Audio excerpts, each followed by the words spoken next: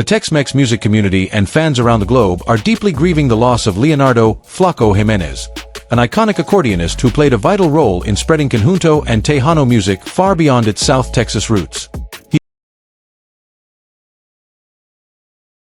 Born on March 11, 1939, in San Antonio, Texas, Jiménez was immersed in music from the very beginning.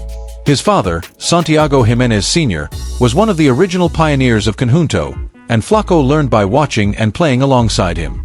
By the time he was just 7 years old, Flaco was already performing in public with his father. At 15, he recorded his first track with the group Los Caporales, a moment that marked the beginning of a career that would stretch across 7 decades and earn him the highest honors in the music industry. Flaco's style was both traditional and boundary-breaking. His accordion, backed by the rhythmic strumming of the bajo sexto, became his signature sound, a blend of rich cultural tradition and contemporary flair. His music combined Mexican folk genres like polkas and cumbia and rock. This distinctive sound attracted both Latino and non-Latino audiences and made him a beloved figure across multiple generations. In the 1960s, he began working with Doug Sahm, and that collaboration gave birth to a wave of Tejano-flavored music under the Sir Douglas Quintet. Their partnership opened doors for Flaco to engage with the wider rock scene, helping break down barriers that had previously separated ethnic music from mainstream genres. As his career progressed, Flaco Jiménez became known for collaborations that elevated his artistry and introduced conjunto music to global audiences.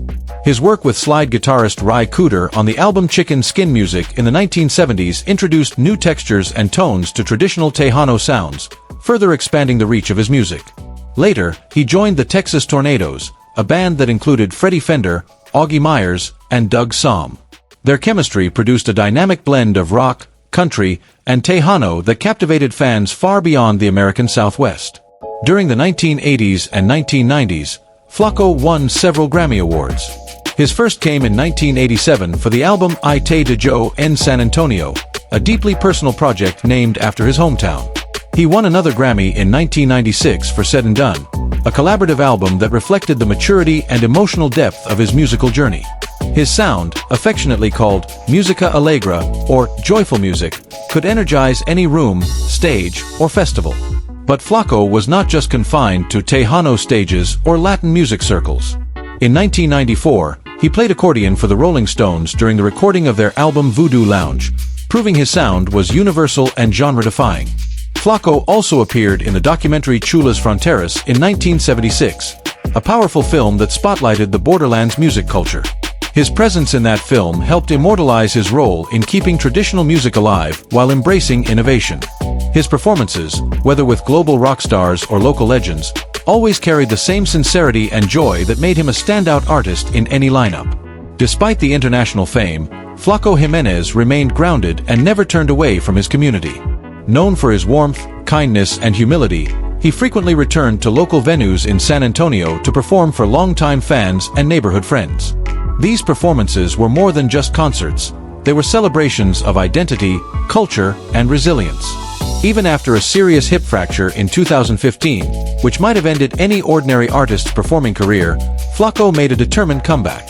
Within months, he was back on stage, headlining the Tejano Conjunto Festival and proving that his spirit was just as vibrant as ever. His return was a symbol of perseverance and love for music, and it inspired countless fans who had followed his journey for decades. Now, as the world reflects on his extraordinary life and career, it's clear that Flaco Jiménez leaves behind a legacy that is bigger than the many awards he earned, including 6 Grammy Awards, a Grammy Lifetime Achievement Award, and the National Medal of Arts. He leaves behind the joy his music created, the cultural bridges he helped build, and the pride he inspired in generations of Mexican-American musicians and fans. His accordion may no longer play, but its melodies remain deeply woven into the soul of Tejano music and American musical history. The echo of his songs will continue to play in dance halls, on dusty records, and in the hearts of people who found joy, comfort, and identity in his sound. Even though Flaco Jiménez has passed on, his influence continues to resonate through countless musicians who cite him as their inspiration. Young accordion players across Texas and beyond have often said that Flaco's performances were what first sparked their interest in Tejano and conjunto music. His playing was not just technically impressive, it was emotional, passionate, and deeply rooted in cultural pride. He helped turn a regional genre into something the whole world could appreciate.